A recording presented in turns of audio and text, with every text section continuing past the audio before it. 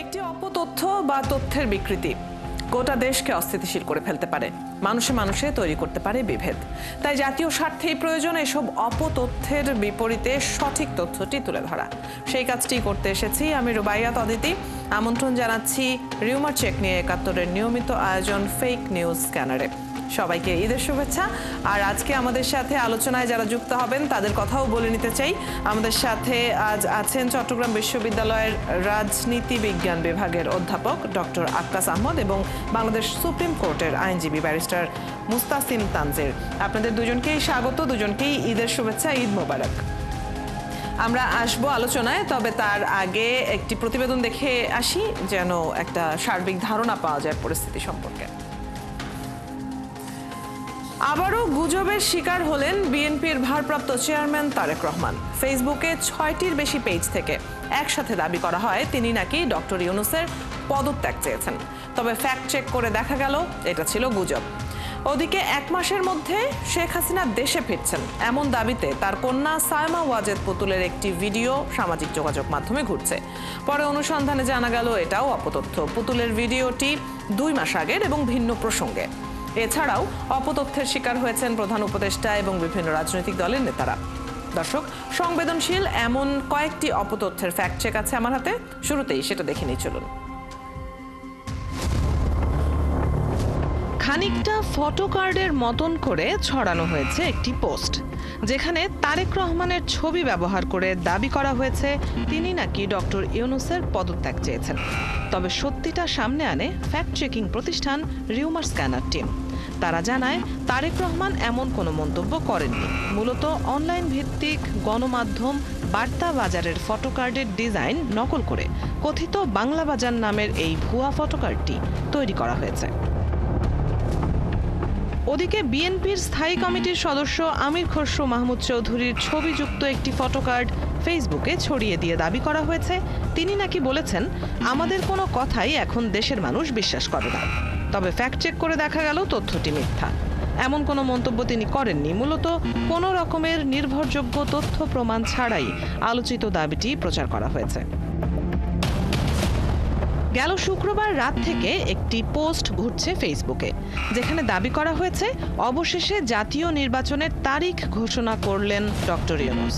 তবে rumour scanner টিমের অনুসন্ধানে জানা যায় তথ্যটি মিথ্যা। প্রধান উপদেষ্টা জাতীয় সংসদ নির্বাচনের তারিখ ঘোষণা করেননি। কোনো নির্ভরযোগ্য তথ্য প্রমাণ ছাড়াই ডেইলি স্প্রিং 24 নামে ব্লগ স্পটে হোস্ট করা একটি ওয়েবসাইটের একটি মিথ্যা প্রতিবেদন থেকে গুজবের সূত্রপাত। এখানেই শেষ নয়। শেখ হাসিনার মেয়ে সায়মা ওয়াজেদ পুতুলের মন্তব্য দাবিতে একটি ভিডিও সামাজিক যোগাযোগ মাধ্যমে প্রচার করা হয়েছে, যেখানে দাবি করা হয়েছে পুতুল বলেছেন ১ মাসের মধ্যে আমার মা বাংলাদেশে আসবে। পরে ফ্যাক্ট চেক করে দেখা গেল ভিডিওটি ভুয়া। ২ মাসেরও বেশি সময় আগে পুতুলের ভিন্ন প্রসঙ্গে দেয়া বক্তব্যকে এই দাবিতে প্রচার করা হচ্ছে। দর্শক, আজ ৫টি ফ্যাক্ট চেক বিশ্লেষণ করে দেখা গেল রাজনৈতিক গুজবের সংখ্যাটিই বেশি। তবে থেমে নেই আন্তর্জাতিক, সামাজিক ও ধর্মীয় ইস্যুতে অপতথ্যের প্রচার। সবচেয়ে বড় শঙ্কার খবর, গুজব তৈরিতে ব্যবহার হচ্ছে এআই প্রযুক্তি, আর ছড়িয়ে দেয়া হচ্ছে সবকটি সামাজিক যোগাযোগ মাধ্যমে। রুবাইয়াত অদিতি, ৭১।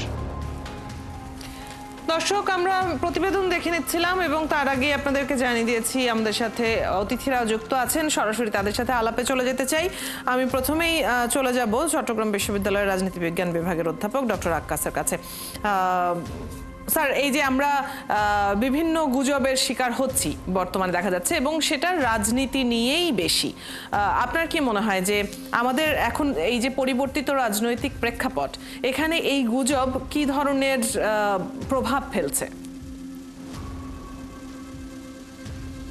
ধন্যবাদ আপনাকে আমাকে কিছু বলার সুযোগ দেওয়ার জন্য। তো আসলে এটা আমি বলবো যে এটা অবশ্যই এটার বিভিন্ন ইমপ্যাক্ট আছে, পজিটিভ নেগেটিভ ইমপ্যাক্ট আছে। বিশেষ করে আমরা যে আমাদের সামনে যে একটি গণতান্ত্রিক পরিবেশের মধ্য দিয়ে আমরা একটি নির্বাচন আমাদের দরকার দেশের রাজনৈতিক স্থিতিশীলতার জন্য, রাজনৈতিক উন্নয়নের জন্য, অর্থনৈতিক উন্নয়নের জন্য। কিন্তু বিভিন্ন স্বার্থান্বেষী মহল এইগুলো ফলস নেরেটিভ তৈরি করে সেগুলোকে মিডিয়ায় প্রচার করা হচ্ছে এবং দেশের যে আর্থসামাজিক এবং রাজনৈতিক উন্নয়নকে বাধাগ্রস্ত করার জন্য বিভিন্ন প্রোপাগান্ডা ছড়ানো হচ্ছে।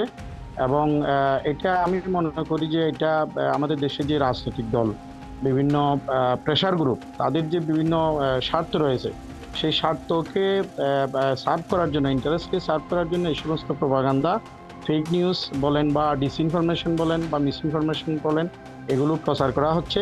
এবং এগুলো কিন্তু আমাদের যে একটি নির্বাচনী রুটম্যাপ, আমাদের যে একটি ইলেকট্রাল প্রসেস বা ডেমোক্রেটিক যে আমাদের যে একটি প্রসেস, সেটাকে বাধাগ্রস্ত করবে।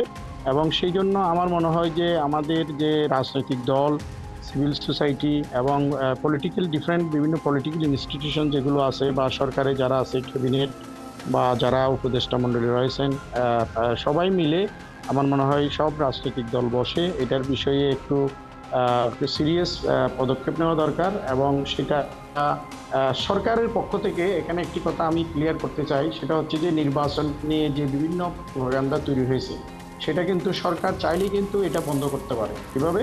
সেটা হচ্ছে কি, আমাদের যে মেজর পলিটিক্যাল পার্টিগুলো আছে, যে বর্তমান যে যে আপনি বিএনপির কথা বলছেন বা অন্যান্য যে সমস্ত রাজনৈতিক দলগুলো আছে, সেগুলো সবাইকে নিয়ে সরকারকে একটু একটা একটা প্ল্যান প্রোগ্রাম তৈরি করতে হবে যে আসলে নির্বাচনটা কিভাবে হবে, কখন হবে, এবং সেটার একটা একটা পূর্ণ একটি পরিকল্পনা তৈরি করতে হবে। তাহলে কিন্তু জনগণের মধ্যে যে এই যে ইলেকশন নিয়ে যে অস্থিরতা কিংবা ইলেকশন নিয়ে যে আপনার ভুল মেসেজ, সেটা কিন্তু ক্লিয়ার হয়ে যাবে। এবং সরকারের যে সংস্কার পরিকল্পনা, সেটা কিন্তু সুস্পষ্ট করতে হবে এবং সংস্কার কাজগুলো কিন্তু শুরু করতে হবে। তাহলেই কিন্তু ফেক নিউজ আমার মনে হয় যে কিছুটা হলেও এগুলোকে মানে নিয়ন্ত্রণের মধ্যে নিয়ে আসা সম্ভব। জি, ব্যারিস্টার মুস্তাসিম তানজিরের কাছে এবারে আসতে চাই আমি। আমাদের বিদ্যমান আইন এসব গুজব নিয়ে কি বলে? মানে সাইবার সিকিউরিটি নিয়ে তো আইনের বিষয়টি রয়েছেই, যে পরিমাণ গুজব আমরা ছড়াতে দেখছি এবং সেসব গুজব থেকে মবের মতো ঘটনাও তো ঘটছে। অর্থাৎ আমাদের জীবনে এই ধরনের গুজব বড় একটা প্রভাব রাখছে। সেক্ষেত্রে বিদ্যমান আইন কি বলে? কি করা যেতে পারে? পদক্ষেপ কি নেওয়া যেতে পারে, আইনি পদক্ষেপ কেউ নিতে চাইলে? জি, প্রথম কথা হচ্ছে যে অতি সম্প্রতি আমাদের একটি নতুন আইন এসেছে, আমরা দেখেছি, যেটি মাত্র অল্প কিছুদিন আগে সেই বিষয়টি আলোচনা এসেছে, সাইবার সুরক্ষা আইন, যেটি সাইবার সিকিউরিটি আইনকে রিপ্লেস করে এই সাইবার সুরক্ষা আইন আসছে বা এসে গেছে। তো একটা কথা খুব গুরুত্ব সহকারে বলা দরকার, সেটা হচ্ছে এই ফেক নিউজ বা online fake news, deep fake video, এগুলোর সফিস্টিকেশন এবং নেচার আসলে এইরকম যে কারা এই গুজব ছড়াচ্ছেন তাদের দ্রুত গতিতে আইডেন্টিফাই করা এবং তাদের দ্রুত শাস্তির ব্যবস্থা করা, এটা আসলে অত্যন্ত ডিফিকাল্ট একটা কাজ। ধরেন এখন আমেরিকা বা ভারতে বসে কেউ যদি গুজব ছড়ায় একটা ফেক আইডি থেকে, তাকে আইডেন্টিফাই করা, তাকে ট্র্যাক করা এবং তাকে ওই দেশে অ্যারেস্ট করে বাংলাদেশে নিয়ে আসা, এটা কিন্তু প্রায় অসম্ভবের কাছাকাছি একটা কাজ। এই জন্য আইনগত ব্যবস্থার পাশাপাশি সবচাইতে গুরুত্বপূর্ণ যেটা, সেটা হচ্ছে যে বিভিন্ন পলিটিক্যাল পার্টি এবং গভর্নমেন্টের যে ডিপার্টমেন্টগুলো আছে, তারা যদি এই ফেক ইনফরমেশন কাউন্টার করার জন্য ভেরিফাইড সোশ্যাল মিডিয়া আইডি খুলে এই রেগুলার যদি এই ক্ল্যারিফিকেশন প্রোভাইড করেন ফেক নিউজের এগেইনস্টে ডেইলি বেসিসে, তাহলে এই গুজব সম্বন্ধে যে মানে গুজব ছড়িয়ে যে বিভ্রান্তি ছড়ানো হচ্ছে, ভয়ঙ্কর বিভ্রান্তি, সেটা খুব সফলভাবে কাউন্টার করা সম্ভব। কারণ এটা শুধুমাত্র আইনের মাধ্যমে, শুধুমাত্র মামলা করে বা ট্র্যাডিশনাল মেথডে আইনগত ব্যবস্থা নিয়ে এই জিনিস পুরোপুরি কন্ট্রোল করা সম্ভব না। ধন্যবাদ।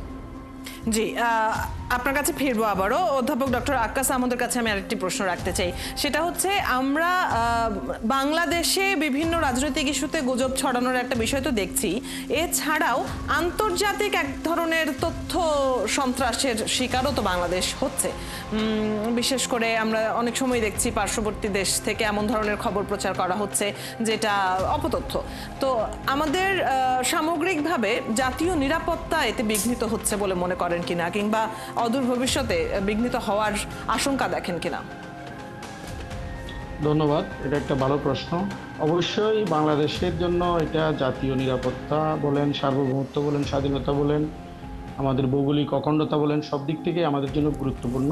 এখানে একটা বিষয় মনে রাখতে হবে যে আমরা কিন্তু ধরেন আমাদের ভারতের কথাই যদি বলি, আমাদের কিন্তু তিন দিক থেকে ভারত। কিভাবে? আমাদের উত্তর দিক থেকে ভারত, আমাদের পশ্চিম দিকে ভারত, আমাদের উত্তর পূর্ব দিকে ভারত।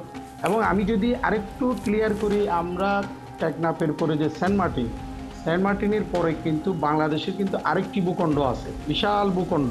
সেটা বাংলাদেশের আরেকটি বাংলাদেশ, যেটা ইটলসের রায়ের মাধ্যমে বাংলাদেশ যেই জায়গার উপরে সার্বভৌমত্ব অর্জন করেছে, সেটার পরে কিন্তু আপনার আন্দামান নিকোবর আইল্যান্ড। এই চতুর্দিকে কিন্তু ভারত। তাহলে সামুদ্রিক দিক থেকেও চিন্তা করলে কিন্তু এর মধ্যে দিয়ে বাংলাদেশকে নিয়ে যে ষড়যন্ত্রটা, সেটা হচ্ছে কি, আমরা এই যে রিসেন্টলি ভারত পাকিস্তান যুদ্ধ হলো এবং ভারতের পরমাণু অস্ত্র থাকার কারণে ভারত পাকিস্তান যুদ্ধ বন্ধ হলো, কিন্তু বাংলাদেশের মানুষকে নিয়ে, বাংলাদেশকে নিয়ে, বাংলাদেশের সার্বভৌমত্ব এবং স্বাধীনতা নিয়ে দীর্ঘদিন ধরে বাংলাদেশকে নিয়ে ষড়যন্ত্র হচ্ছে। এখন আমরা তো ধরেন আমরা বাংলাদেশের সার্বভৌমত্ব এবং স্বাধীনতায় বিশ্বাস করি। আমাদের সার্বভৌমত্ব এবং স্বাধীনতা রক্ষা করার জন্য আমাদেরকে এখানে, আমি মনে করি যে আমাদের অবশ্যই আমাদের ভারত আমাদের প্রতিবেশী, পাশাপাশি আমাদের যে অন্যান্য, যেমন আমি এখানে নিয়ারেস্ট ক্লোজ যদি নেবর বলি তাহলে চায়নার সাথে কিন্তু আমাদের একটা ভালো রিলেশনশিপ তৈরি করা দরকার। এই অর্থে দরকার যে আমাদের বিরুদ্ধে যে ষড়যন্ত্র, আমাদের সার্বভৌমত্ব নিয়ে যে ষড়যন্ত্র, আমাদের ন্যাশনাল সিকিউরিটি নিয়ে যে ষড়যন্ত্র, এখানে আরেকটা বিষয় যোগ করতে চাই আমি। আপনি যেহেতু প্রশ্ন করেছেন যে রিসেন্টলি যে একটা জাতীয় গুরুত্বপূর্ণ ইস্যু, সেটা হচ্ছে মানবিক করিডোরটা কিন্তু আমার মনে হয় জাতীয় পর্যায়ে এটা ডিবেট হওয়া দরকার, এটা নিয়ে আলোচনা করা দরকার, এটা নিয়ে পরীক্ষা নিরীক্ষা করা দরকার, এটা নিয়ে পর্যবেক্ষণ করা দরকার। যেহেতু আপনি নিরাপত্তার কথা বলেছেন, এখন বাংলাদেশে যদি এই মুহূর্তে যদি কোনো জাতীয় সংকটের কথা যদি বলেন, জাতীয় নিরাপত্তাহীনতার কথা বলেন, আমি জানি না সেটা জাতীয় পর্যায়ে সরকারের লেভেলে কী ধরনের সিদ্ধান্ত হয়েছে সেটা আমি জানি না। কিন্তু আপনি দেখেন আমাদের যে কক্সবাজারের, আপনি যদি মানবিক করিডোরটা যদি বাংলাদেশ থেকে যদি দিতে চান, তাহলে সেটা কিন্তু হয়তো আপনি আমাদের যে বান্দরবানের যে নাইক্ষ্যংছড়ি কিংবা আমাদের যে লামা, না, কিন্তু এই মানবিক করিডোরের জায়গাটি উপদেষ্টা মহল থেকে তো জানানো হয়েছে যে এই ধরনের কোনো সিদ্ধান্ত হয়নি, এটি পরিষ্কার করা হয়েছে। কিন্তু আমরা অপতথ্যের ক্ষেত্রে অনেক সময়ই দেখি যে গুজব ছড়ানো হলে, বিশেষ করে অনলাইনে যখন সেগুলো ছড়ানো হয়, শেয়ার করা হয়, তখন সেটা অনেক দ্রুত ছড়িয়ে যায়। আর এদিকে যেটি প্রকৃত তথ্য সেটি সেভাবে মানুষের কাছে পৌঁছায় না, বা আমরা যেটাকে সহজ করে বলি যে ভাইরাল হয় না। আমরা এই বিষয়টি নিয়ে কথা বলবো। ব্যারিস্টার মোস্তাসিম তানজীর, আমরা কথা বলছিলাম আইনি যে পদক্ষেপ সেটার প্রসঙ্গে। একটু জেনে নিতে চাই, যখন কোনো ব্যক্তি কিংবা সংগঠন কিংবা দল, রাজনৈতিক দলকে টার্গেট করে ষড়যন্ত্রমূলক যখন ছড়ানো হয় গুজব, অপতথ্য, সেক্ষেত্রে সেই ব্যক্তি, প্রতিষ্ঠান কিংবা রাজনৈতিক দল, তারা কি ধরনের উদ্যোগ নিতে পারে, আইনি পদক্ষেপ কি ধরনের নিতে পারে? তারা মূলত দুই ধরনের আইনি পদক্ষেপ নিতে পারেন। একটি হচ্ছে যে গুজবটি যদি অনলাইনে ছড়ানো না হয়ে থাকে, অন্য কোনো মাধ্যমে হয়, যেমন পোস্টারিং এর মাধ্যমে, বইপত্রের মাধ্যমে, এ সমস্ত ক্ষেত্রে আমরা দেখি যে মানহানির মামলা করা হয়ে থাকে বাংলাদেশের দণ্ডবিধি আইন, পেনাল কোড 1860, এই আইনে। আর যদি অনলাইনে গুজবটি ছড়ানো হয় বা অপতথ্য ছড়ানো হয়, সেক্ষেত্রে ওনারা অতীতে ডিজিটাল সিকিউরিটি আইনে মামলা করতেন, তার আগে মামলা করতেন আইসিটি অ্যাক্টে, আর এখন মামলা করতে পারবেন সাইবার সুরক্ষা আইন, যেটি নতুন আসলো সেই আইনে। এই আইনটি যেহেতু অতি সম্প্রতি এসেছে, সেহেতু এটির প্রায়োগিক বিশ্লেষণ বা এটির প্রয়োগ এখন পর্যন্ত আমরা সেভাবে দেখিনি, এবং এটি নিয়ে আমরা এখন পর্যন্ত এটি পড়ে দেখছি এবং এটি বিশ্লেষণ করছি। তবে অপতথ্য ছড়ানোর জন্য, গুজব ছড়ানোর জন্য এ সমস্ত যে কোনো কারণেই এই আইনে মামলা করা যাবে সাইবার ট্রাইব্যুনালে, এবং পরবর্তীতে সাইবার ট্রাইব্যুনাল থেকে এটি আপিল করার সুযোগও সাইবার আপিল ট্রাইব্যুনালে রয়েছে। এই সাইবার ট্রাইব্যুনালগুলো বাংলাদেশের বিভিন্ন বিভাগীয় শহরে আছে, বেশ কিছু শহরে আছে। আর সাইবার আপিল ট্রাইব্যুনাল, এটি আমরা দেখেছি যে ঢাকায় প্রতিষ্ঠিত হয়েছে। তো সেখানে এই মামলা করার মাধ্যমে ওনারা রিলিফ পেতে পারেন। এবং এক্ষেত্রে আরেকটু বিষয় ক্ল্যারিফাই করা প্রয়োজন যে এই জিনিসগুলোর প্রকৃতি কিন্তু ক্রমাগতই জটিল হয়ে চলছে। যেমন অতীতে একটা সময় ছিল যখন শুধুমাত্র টেক্সট বেস মিস ইনফরমেশন ছিল, ফেসবুকে কেউ একটা পোস্ট দিল, এরপরে মানুষ যখন আরও সফিস্টিকেটেড হলো, তখন আমরা দেখলাম যে ফটোশপ দিয়ে বিভিন্ন বিকৃত ইমেজ তৈরি করে গুজব ছড়ানো হচ্ছে। তারপরে ফেক অডিও জেনারেট করা হলো, এখন আমরা দেখছি ডিপ ফেক ভিডিও এসেছে এবং এই এখন ডিপ তো ফেক ভিডিওগুলোর এআই কোয়ালিটি কিন্তু ব্যবহার করে ক্রমাগত উন্নত। অনেক বিশ্বাসযোগ্য ভাবেও এই গুজব ছড়ানোর প্রক্রিয়াটি চলছে, আমরা যেমনটা দেখতে পাচ্ছি। সেক্ষেত্রে সব মহলকে আসলে সচেতনতা বৃদ্ধির প্রয়োজনীয়তা রয়েছে, এটা বারবার সবাই বলছে। অনেক ধন্যবাদ আপনাকে আমাদের সাথে আজকে যুক্ত হয়ে সময় দেবার জন্য, এই আলোচনায় অংশগ্রহণ করবার জন্য। দর্শক, আমাদের সাথে আজকের আয়োজনে যুক্ত ছিলেন চট্টগ্রাম বিশ্ববিদ্যালয়ের রাজনীতি বিজ্ঞান বিভাগের অধ্যাপক ডক্টর আক্কাস আহমদ এবং বাংলাদেশ সুপ্রিম কোর্টের আইনজীবী ব্যারিস্টার মুস্তাসিম তানজির। আপনারা আছেন ফ্যাক্ট চেক নিয়ে একাত্তরের নিয়মিত আয়োজন ফেক নিউজ স্ক্যানারে। রবি থেকে বৃহস্পতি সপ্তাহে 5 দিন আমরা রিউমার দূর করতে হাজির হব ঠিক একই সময়ে।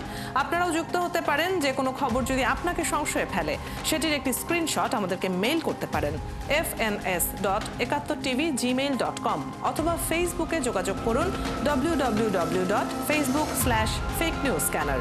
আমরা সেই তথ্যের ফ্যাক্ট চেক করে আপনাদের জানাবো।